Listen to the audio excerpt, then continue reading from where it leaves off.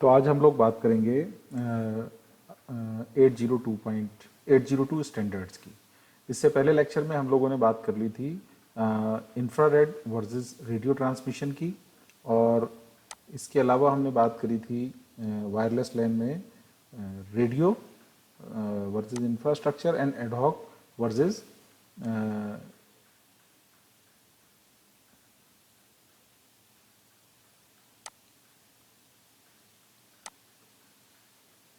Infrastructure based LAN. आज next lecture में हम यहाँ से शुरू कर रहे हैं कि कौन कौन से IEEE 802 के स्टैंडर्ड्स अब तक बने हुए हैं। तो this is the list of various 802 project standards that 802 IEEE 802 committee have standardizes till today. So these are the standards: 802.1 for higher layer LAN protocols working group, and 802.2 that is LLC logical link control, 802.3 Ethernet, 802.4 token bus, and others are listed here. So 802.11 is the wireless LAN, which is the topic we are covering here in this session. So we will more discuss on that, and these are the some other standards of 802 project for various other work. So now today we will discuss the 802.11 standard that is for the wireless LAN. So first we will discuss the system architecture of 802.11. In 802 working group that begins work on wireless LAN in 1987. The initial interest was in developing an ISM based wireless LAN, जो frequency range थी वो ISM band की है यहाँ पर, using equivalent to a token passing bus MAC protocol. But after some time, after doing some work on it, it was decided to form a new working group that is named as 802.11, IEEE 802.11 for wireless LAN. The primary aim of the standard IEEE 802.11 was the specification of a system and robust wireless LAN, which offers time-bounded and asynchronous services. Several wireless nodes that are called here, we are calling them as STA, and these STAs are connected to a access point, which we have discussed earlier also. कि एक जो network बनेगा उसमें एक access point होगा और उसकी जो एक रेंज बनेगी उसके अंदर कई स्टेशंस कम्युनिकेशन करेंगे थ्रू दैट एक्सेस पॉइंट. तो that access point is called AP and stations are called STA.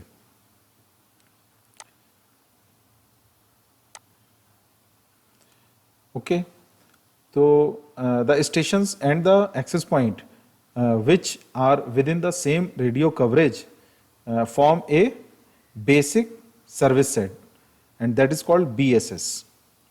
And these are connected via a distribution system. Means a backbone, a network, whole network जो system आपको communication का provide करवाता है उसको हम distribution system कह रहे हैं. So a distribution system connects several BSS, means in that multiple access points may be placed at different position, and every access point forms a range, and in that range some stations are there.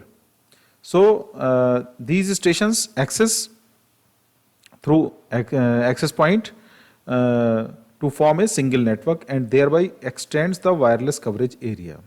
Now this whole network is called extended service set. तो जो एक access point से जो range बन रही थी उसके अंदर जो स्टेशन हैं वो मिलकर के क्या बनाया उसने, BSS बनाया है ना, बेसिक सर्विस सेट बनाया, और कई बेसिक सर्विस सेट्स ने मिलकर के जो एक नेटवर्क बनाया, बड़ा नेटवर्क बनाया, जिसको हमने क्या कहा, ESS का, एक्सटेंडेड सर्विस सेट कहा. मैंने एक एक्सटेंडेड रेंज बनाई, बड़ी रेंज बनाई, क्योंकि एक्सेस पॉइंट की अपनी एक रेंज है, वो उसके आगे नहीं जा सकता, और एक नंबर ऑफ नोड्स की भी लिमिट है, उससे ऊपर वो सर्व नहीं कर सकता, है ना। तो इस तरीके से एक बड़ा नेटवर्क जो तैयार हुआ उसे उन्होंने कहा ESS, एक्सटेंडेड सर्विस सेट। ये आप इस फिगर में देखें तो ये एक्सेस पॉइंट है, इस एक्सेस पॉइंट की ये एक कवरेज एरिया है और इसमें कुछ स्टेशंस हैं। ऐसी ये एक एक्सेस पॉइंट है, इसमें कुछ स्टेशंस हैं, इसकी एक अपनी कवरेज एरिया है।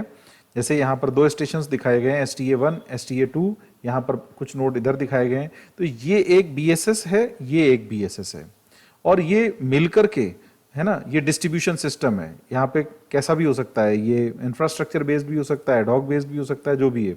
खैर, तो जो एक बड़ा नेटवर्क बन रहा है उसको उन्होंने क्या नाम दिया, ESS, एक्सटेंडेड सर्विस सेट। तो ये एक बड़ी रेंज दिखाने की कोशिश करी है। ये भी एक WLAN है, 802.11 के स्टैंडर्ड पे काम करता है, ये भी एक 802.11 के स्टैंडर्ड पे काम करता है, और इस तरीके से हम BSS डेवलप कर सकते हैं और ESS डेवलप कर सकते हैं। तो this whole network is also called as IEEE 802.X LAN, क्योंकि यहाँ पर हो सकता है कुछ पोर्शन कैसा हो, वायर्ड हो, तो उसका अलग स्टैंडर्ड है, और जो वायरलेस है उसका अलग है। तो जो ये एक्सेस पॉइंट से रेंजेस बन रही हैं और इनके बीच में जो कम्युनिकेशन हो रहा है स्टेशन और एक्सेस पॉइंट के बीच में, ये जो है वो कौन सा स्टैंडर्ड का यूज कर रहा है, वायरलेस लैन। 802.11 इसका स्टैंडर्ड नेम है, और थ्योरेटिकली में हम उसको बोलते हैं वायरलेस लैन, जबकि स्टैंडर्ड नेम जो है IEEE ने जो दिया हुआ है 802.11 है। और इसके लिए एक एक चीज लिखी हुई है कि ये किस उस पे बैंड में काम करेगा, क्या इसकी स्पीड होगी, यूजर एक्सपीरियंस स्पीड क्या होगी, जो इसके डिवाइसेस बनेंगी वो किस तरीके की बनेंगी, उनमें मैंने एक स्टैंडर्ड बना दिया पूरे वर्ल्ड में। जिसको भी इस के डेवलपमेंट में काम करना है कंपनीज को, वो सब उन स्टैंडर्ड्स को फॉलो करेंगे, उसका लाइसेंस लेंगे बाकायदा, है ना। तो इस तरीके से ये स्टैंडर्ड बना हुआ है। इसको अब इसकी बात कहें कि 802.11 का जो वायरलेस लैन बनेगा उसमें कौन कौन सी सर्विसेज होती हैं, है ना। इंपॉर्टेंट है आपके लिए लिखने के लिए अगर 802.11 आता है तो द IEEE 802.11 स्टैंडर्ड्स स्टेट्स, ये हमको बताता है that wireless LAN provide 9 services to work functionality equivalent to that which is inherent to wired LAN. माने वायर्ड लैन जैसी सर्विसेज देने के लिए यहाँ पर जो है उसमें 9 सर्विसेज हैं, and these services are divided into 2 categories. जो पहली कैटेगरी है उसमें 5 डिस्ट्रीब्यूशन सर्विसेज हैं, और जो 4 हैं वो स्टेशन सर्विसेज हैं। स्टेशन माने जो नोड के लिए है। तो अभी हम देखेंगे सारी। The distribution services related to managing cells membership, कि उनकी उसमें कौन जुड़ेगा, कैसे ऐड होगा एक नया, and interacting with the station outside the cell, दोनों को लेकर के चलिए डिस्ट्रीब्यूशन सर्विसेज जो है। In contrast the station services relate to activity within a single cell. जो एक सिंगल सेल बन रही है, एक एक्सेस पॉइंट की जो सेल बन रही है, उसके अंदर कैसे एक्टिविटीज होंगी उनके लिए। So the base station provides 5 distribution services which deal with the station mobility as they enter and leave the cell. Cells माने एक एरिया, कवरेज एरिया है, उसमें कोई नोड आता है और मोबिलिटी उसको मिलेगी, कितनी मिलेगी, वो सारी चीजें हैं इसके अंदर। Attaching themselves to and detaching themselves from the base stations. So they are as follows. The first service is association. This service is used by wireless nodes to connect themselves to base station. इस service में ये बताता है कि wireless node आकर के base station से कैसे जुड़ेगा। Typically it is used just after a wireless node moves within a radio range of the base station. Means कि it is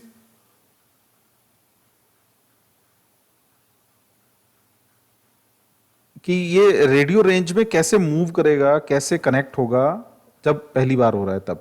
upon arrival it announces it's identity, ये बताएगा कि मैं यहाँ हूँ, मैं आया हूँ और मैं आपके नेटवर्क में आना चाहता हूँ। And capabilities like supported data rates and power management requirement. The base station में एक्सेप्ट और रिजेक्ट द वायरलेस नोड, और जो उसकी रिक्वेस्ट हो उसको जो बेस स्टेशन है जो कंट्रोल कर रहा है वो ये उसके पास डिसीजन पावर है कि वो एक्सेप्ट करेगा उस रिक्वेस्ट को या फिर रिजेक्ट कर देगा। If the node or terminal is accepted, it must then authenticate itself. अगर उसने यस कर दिया, आपको ले लिया, तब भी आपको, अगर वो चाहे तो फ्री कर सकता है कनेक्टिविटी, सबको कर दे, पासवर्ड नहीं दे। जैसे कि आप आज अपना एक नेटवर्क बनाते हो ब्लूटूथ ऑन करके या वाईफाई ऑन करके, है ना, वाईफाई ऑन करके, सॉरी ब्लूटूथ नहीं, वाईफाई ऑन करके आप एक नेटवर्क बनाते हो अपने मोबाइल से, तो आप तब उसके ऊपर सिक्योरिटी रख देते हो, पासवर्ड रख देते हो, है ना। और अगर आपका पासवर्ड जिसको पता है वो उसको एक्सेस कर लेगा, जिसको पता नहीं है वो एक्सेस नहीं कर पाएगा। मींस आप ऑथेंटिकेट करने के लिए कहते हो। जब कभी भी कोई आपके नेटवर्क को एक्सेस करेगा तो आप वो वहाँ मांगेगा कि भाई सिक्योरिटी पासवर्ड डालिए। अगर नहीं पता है तो आप नहीं कर सकते हो। जैसे आपने अपने यहाँ कॉलेज में आपने देखा होगा कि आप जब अपने लैपटॉप को कनेक्ट करते हो कॉलेज के नेटवर्क से, तो भी आपका यूजर आईडी पासवर्ड डलवाता है। अगर आपको पता है तो आप एंटर हो जाओगे, नहीं पता है तो नहीं होगा। मींस एसोसिएशन की रिक्वेस्ट उसने एक्सेप्ट तो कर ली, लेकिन उसके बाद भी वो कह रहा है कि ऑथेंटिक आप हो या नहीं हो। अगर आप ऑथेंटिक हो तो you must have a user name password. अगर है आपके पास तो दे दीजिए, और नहीं है तो फिर आपकी रिक्वेस्ट वहां से रिजेक्ट हो जाएगी। दूसरा है डिसएसोसिएशन। तो आप वायरलेस नेटवर्क है, आप आए, आपने काम किया और फिर आप जा रहे हो।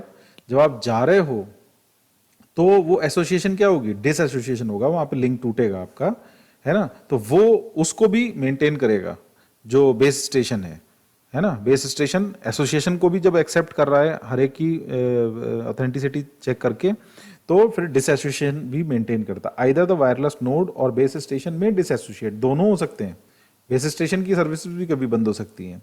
दस ब्रेकिंग द रिलेशनशिप, दोनों जो बेस स्टेशन है, एक्सेस पॉइंट है, जो भी है आपका, उसकी और नोड की एक रिलेशनशिप जो है वहां डिसएसोसिएशन में खत्म हो जाएगी। So a wireless node should use this service before shutting down और leaving, but the base station में also use it before going down for maintenance, है ना। बेस स्टेशन तो कभी कभी बंद होते हैं, लेकिन हो सकते हैं, और दोनों की तरफ से हो सकती है। नेक्स्ट इज द री एसोसिएशन। अब हो सकता है कि आप एक रेंज में थे और आप चूंकि मोबाइल नोड हो, तो आप एक रेंज उसकी है एक्सेस पॉइंट की या जो भी वहाँ नेटवर्क की है वायरलेस के, तो आप उस मोबिलिटी के साथ हो, तो आप चलते चलते बाहर निकल गए, तो आपको नेटवर्क आना बंद हो गया। जैसे नेटवर्क आना बंद हुआ, आपको लगा कि अब मैं रेंज के बाहर हूँ, तो आप वापस आ गए। तो दोबारा से नहीं पूरा प्रोसेस होगा कि आपको दोबारा से लॉग इन करना पड़ रहा है। वो थोड़ी देर के लिए डिस्कनेक्ट हुआ, आप वापस आ गए, तो उसने आपको ले लिया। सो ये वायरलेस नोड में change it's preferred base station, माने आप खुद भी करते हो। जैसे तो आपको कई नेटवर्क आ रहे होते हैं, है ना। अभी आप मान लो अपने मोबाइल से कनेक्ट थे, लेकिन आपको दूसरा नोट उसका पैक खत्म हो गया, या आपको कोई रीजन हो गया, आपका नेटवर्क काम नहीं कर रहा है, पावर डाउन हो गई, कुछ भी हो गया। अब आप दूसरे नेटवर्क से कनेक्ट होना चाहते हो उसी समय में, तो आप दूसरे नेटवर्क को क्लिक करते ही उसकी ऑथेंटिसिटी मांगेगा और उसमें एंटर कर देगा। और अगर वापस उसी पे ही जा रहे हो, जैसे मैंने बताया केस आपको, तो उस केस में this facility reassociation is useful for wireless node moving from one cell to another. Move करते में भी काम आएगी, एक सेल से गए वापस आ गए उसमें भी काम आएगी, है ना। एक नेटवर्क से दूसरे नेटवर्क पे स्विच कर रहे हो तो भी काम आएगी। तो ये रीएसोसिएशन की फैसिलिटी है।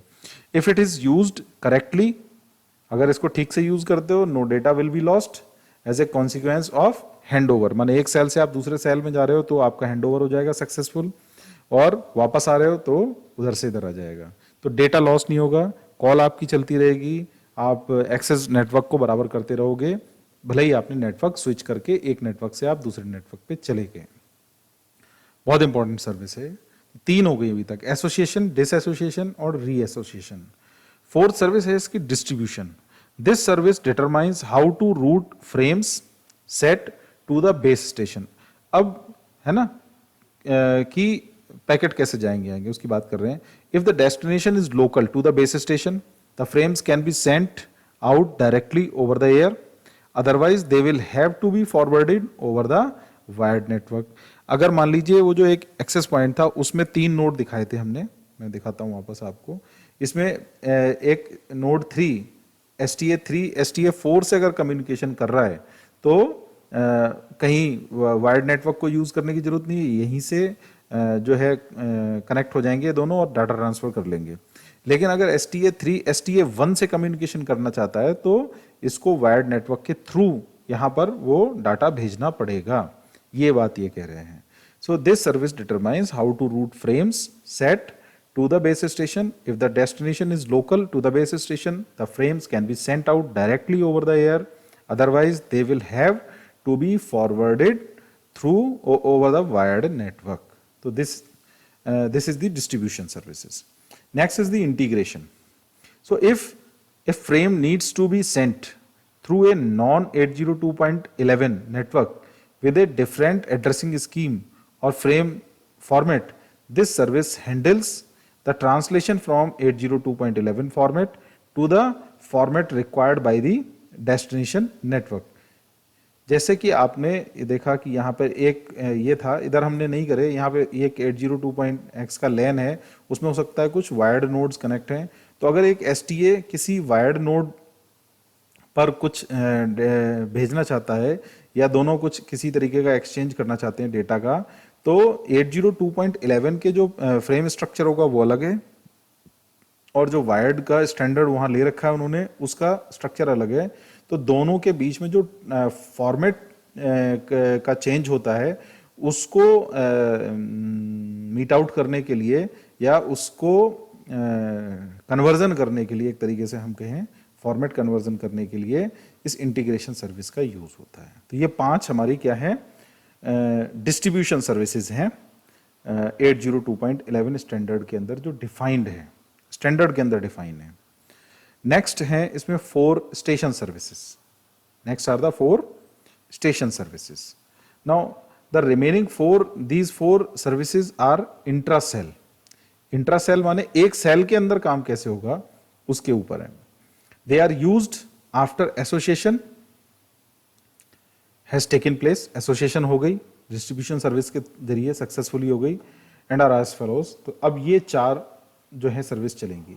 पहला है ऑथेंटिकेशन। अब उसने यूजर नेम पासवर्ड डाला, वो अपने डेटाबेस से चेक करेगा वो सही है या गलत है। अगर वो सही है तो ही आगे बात बढ़ेगी। तो ये ऑथेंटिकेशन का काम यहाँ पर होगा, है ना।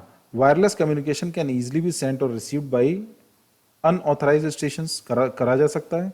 सो स्टेशन मस्ट ऑथेंटिकेट इटसेल्फ, पहले तो वो अपने आप को करे, रजिस्टर करे before it is permitted to send data.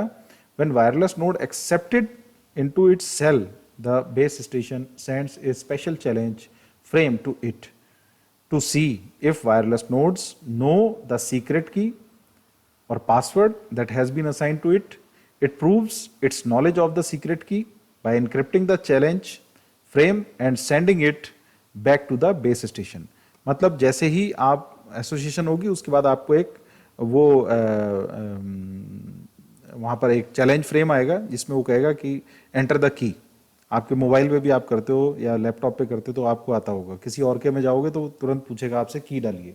अगर आपको पता है तो आप ऑथेंटिक यूजर हैं और अब आप काम कर सकते हैं, जुड़ जाएंगे नेटवर्क से आप, और उसके बाद आप काम कर सकते हैं। और अगर आप नहीं हैं तो फिर आप काम नहीं कर सकते, वहाँ ब्लॉक कर देगा आपको। Second is D authenticate. This service is invoked whenever an existing authentication is to be terminated or previously authenticated station wants to leave the network। तब जब आपको डिस्कनेक्ट करना होता है, जैसे आप डिस्कनेक्ट करोगे तो डिसऑथेंटिकेट भी कर देगा वहां से कि इस लिंक को कोई और यूज नहीं कर पाए इस डिवाइस पे बैठ के, है ना, इस लिंक के जरिए। तो डिसऑथेंटिकेट ये है। Then privacy. For information sent over a wireless LAN to be kept confidential. जो इन्फॉर्मेशन आपने भेजी है प्राइवेसी, जो आपकी कनेक्टिविटी की जो इन्फॉर्मेशन थी, पासवर्ड वगैरह जो है वो कॉन्फिडेंशियल रखा जाता है।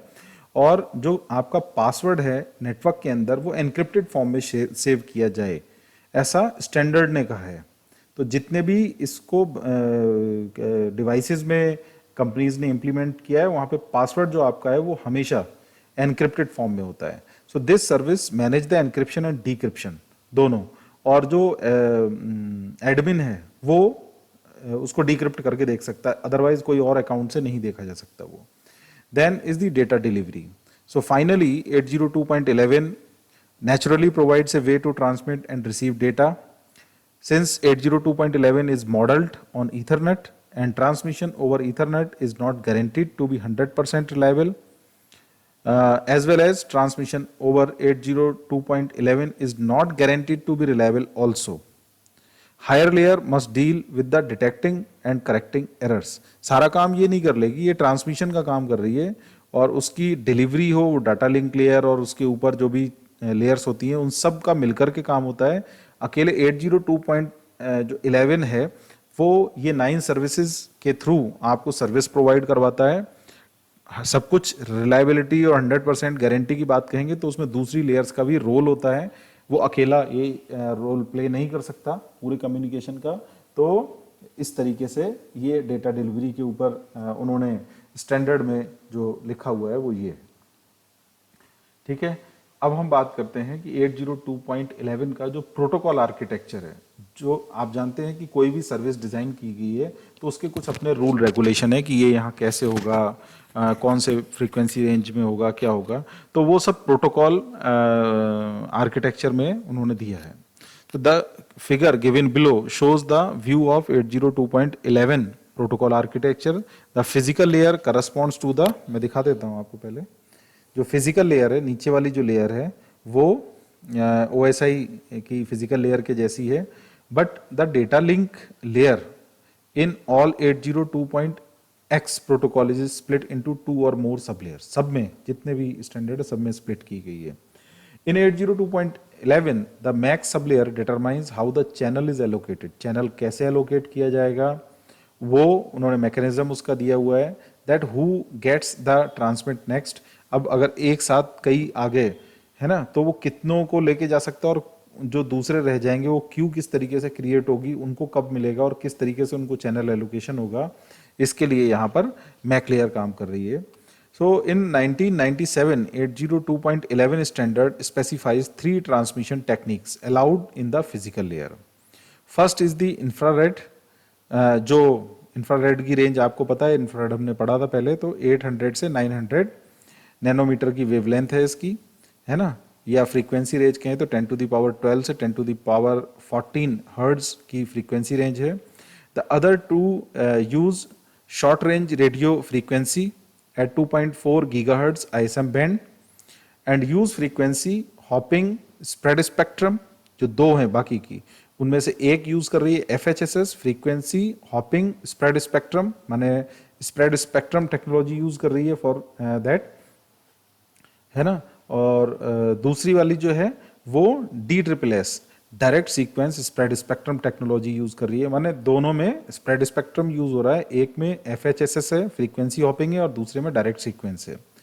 इन 1999 टू न्यू प्रिंसिपल्स और techniques were introduced to achieve higher bandwidth and these are called OFDM and HRDSSS. माने इन्होंने जो फोर्थ टेक्निक आई उसमें OFDM यूज करा, orthogonal frequency division multiplexing use करी, और उसके बाद आए हाई डेटा रेट. वही DSSS यूज किया लेकिन हाई रेट के साथ यूज करा, है ना. They operate at 54 Mbps and 11 Mbps respectively. In 2001 ये OFDM वाले को और रिवाइज किया गया, तब छठी टेक्निक आई, सिक्स्थ टेक्निक आई, है ना. A second OFDM modulation was introduced but in a different frequency band from the first one. जो पहले वाला OFDM चल रहा था उससे थोड़ा सा अलग है और इसको हम OFDM 2 के नाम से यहाँ पर जानते हैं. तो ये 6 टेक्निक हैं 802.11 प्रोटोकॉल आर्किटेक्चर में, और हम जो काम करेंगे वो किसी एक के थ्रू काम करेंगे, या जो हमारी कंपनी है जिसने हमें डिवाइस दी है उसमें कोई एक चल रही होगी, सारी नहीं चल सकती. जिस डिवाइस में जो है उस डिवाइस में आपको उसी की स्पीड, उसी की फैसिलिटी मिलेंगी, है ना. तो ये अलग अलग में अलग अलग मिलेंगे आपको. 6 टेक्निक हो गई.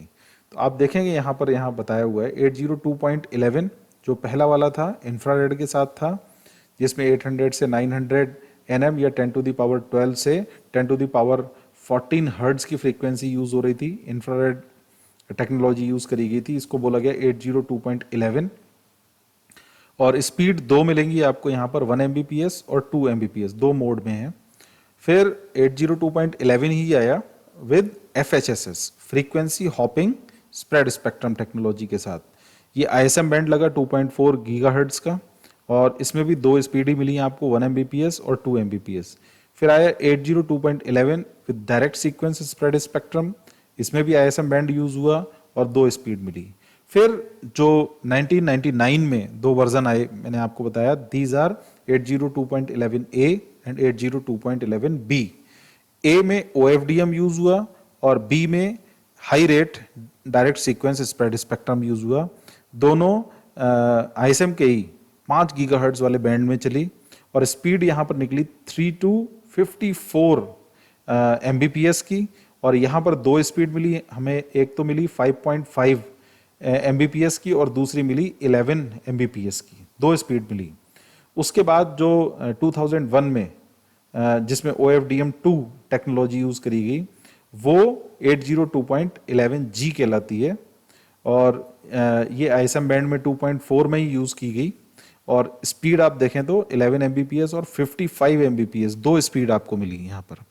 तो ये इस तरीके से 97 में 3 आई, 99 में 2 आई, और फिर 2001 में 6 technology I, that is 802.11g। आपके पिछले पेपर्स आप देखो तो उसमें ये क्वेश्चन बहुत ज़्यादा पूछा गया है, 802.11a, b, g तीनों का कंपैरिजन दीजिए। तो ये कंपैरिजन भी आप यहाँ से देख के लिख सकते हैं, पीछे वाले डेटा को यूज़ कर सकते हैं, बहुत इंपॉर्टेंट है, मोस्ट इंपॉर्टेंट क्वेश्चन है, ये आपको पहले से तैयार करके रखना चाहिए। लेटेस्ट नहीं तीनों, ए बी जी, हम जो अभी डिवाइसेस में अपनी यूज़ कर रहे हैं वो भी यही टेक्नोलॉजी है ना, तो अपडेटेड है बिल्कुल। नेक्स्ट 802.11 की जो फिजिकल लेयर थी जिसकी हमने बात करी अभी, इनका एक्सप्लेनेशन यहाँ हम थोड़ा एक्सप्लेन फॉर्म में डिस्कस करेंगे। So each of the 6 permitted transmission techniques make it possible to send a MAC frame from one station to another. They differ however in the technology used and speed achievable. हमने देखा सब में speed अलग अलग है ना। All physical variants include the provision of the clear channel assessment signal. This signal is needed for the MAC mechanism controlling medium access and indicates if the medium is currently ideal. तो ये controlling के लिए use करते हैं। Clear channel assessment जो signal है ये Mac layer की कंट्रोलिंग के लिए। सो जो पहली टेक्निक थी 802.11 विद इंफ्रारेड, उसकी बात कर रहे हैं। The first technique is infrared which used diffused pattern. Diffuse pattern क्या होता है वो मैं पहले आपको बता चुका हूँ इंफ्रारेड के अंदर, कि वॉल्स को क्रॉस नहीं कर सकता और वॉल तक उसके हर एरिया को ये वहाँ तक रेंज उसकी रहती है, और वहाँ पर आप उस रेंज के अंदर आप पूरा एक्सेस कर सकते हैं। वॉल के बाहर नहीं होगा, जिस रूम में आपने उसको ऑन किया उस रूम की वॉल्स को क्रॉस नहीं करेगा, किसी भी थिक ऑब्जेक्ट को क्रॉस नहीं कर पाता है ना। तो वॉल्स इसके लिए क्या हो गई, बाउंड्रीज हो गई। एंड ट्रांसमिशन एट 800 से 900 nm wavelength. With this technique, two speeds are achievable, 1 Mbps and 2 Mbps. At 1 Mbps, encoding technique used group of 4 bits, which is encoded as 16-bit code word. At 2 Mbps, the encoding takes 2 bits and produces a 4-bit code word. है तो 1 bit में 1 Mbps में 4 bit use करे, और 2 Mbps में size code का जो है उसने 2 बिट कर लिया 4 बिट की जगह। तो 4 जो कोड वर्ड्स बने, 2 की पावर 4 बने, पहले तो 16 कोड वर्ड हो गए थे, अब 2 की पावर 2 बिट्स लिए तो 4 कोड वर्ड्स बने। तो इस जरिए वो स्पीड बढ़ाता घटाता है। और जो सेकंड टेक्निक थी उसमें फ्रीक्वेंसी हॉपिंग यूज करी गई, ISM बैंड में ऑपरेट करा उसने। The second technique is FHSS, uses 79 channels, each 1 megahertz wide, यानी कि टोटल जो इसे फ्रीक्वेंसी चाहिए थी वो चाहिए 79 मेगाहर्ट्ज की। एक चैनल की 1 मेगाहर्ट्ज की है और टोटल 79 चैनल्स खुलेंगे इसके अंदर। And use 2 to 4 gigahertz ISM band. A pseudo random number generator is used to produce the sequence of frequency hopped. 2 speeds मिली यहाँ पर आपको 1 Mbps और 2 Mbps की। It is relatively sensitive to radio interference, which makes it popular for inter-building communication. Its main disadvantage is the low bandwidth. Bandwidth बहुत कम थी, 1 megahertz की थी, तो स्पीड कम रही इस वजह से। Next third technique is the direct sequence spread spectrum, which is which also uses the 2.4 gigahertz ISM band for transmission of signal. In this technique, each bit is transmitted at 11 chips. It allows speed of 1 Mbps and 2 Mbps. तो ये तीनों पुरानी techniques अपने पढ़ ली. फिर ये 99 में आई fourth technology, that is called 802.11a, और it uses orthogonal frequency division multiplexing. 360 degree direction में कम्युनिकेशन करता था, है ना, to deliver 54 Mbps in the wider 5 gigahertz ISM band. 2.4 की जगह 5 गीगाहर्ट्ज का, है ना, ज़्यादा बड़ा बैंड दिया. तो यहाँ पर ये हम करा तो स्पीड बढ़ गई. OFDM splitting the signal into many narrow bands has some key advantages over using a single wideband. It provides better immunity to narrowband interferences and possibility of using non-contiguous bands. Now the fifth, that is also comes in 1999. The fifth technology is HRDSSS. High rate DSSS लग गया था. जो ये third था उसमें भी DSSS था, पर यहाँ पर हमने आकर के कैसा करा, हाई रेट वाला यूज करा है. It uses 11 million chips per second to active 11 Mbps in the 2.4 gigahertz band. It is called 802.11b. It supports data rate of 1, 2, 5.5 and 11 Mbps. 4 data rates में इसको ऑपरेट कर सकते थे. जिस पे सेट करेंगे उस पे काम करने लगेगा, और 4 जगह सेटिंग कर सकते थे इसकी. मतलब 802.11b is slower than 802.11a, क्योंकि इसमें 54 Mbps था और इसमें हमने कितनी पाई है स्पीड, 11 Mbps की maximum. But this service range is about 7 times greater than 802.11a. तो जो इसकी रेंज थी वो बहुत बड़ी थी, which is the more important in many situations. कभी हमको रेंज बहुत ज़्यादा चाहिए हो, एरिया कवरेज हमारा बढ़ाना हो, तो हम बी यूज़ करते थे.